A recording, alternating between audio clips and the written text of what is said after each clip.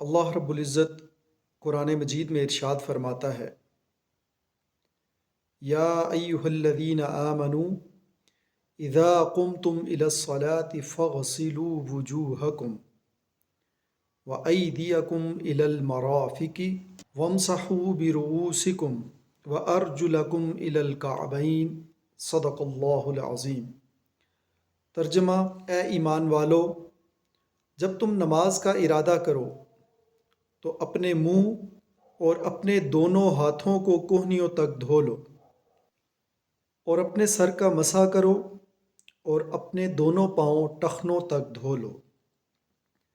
اس آیہ مبارکہ سے ہمیں یہ معلوم ہوتا ہے کہ اللہ رب العزت نے قرآن مجید میں وضو کے 4 فرائض بیان کیے ہیں۔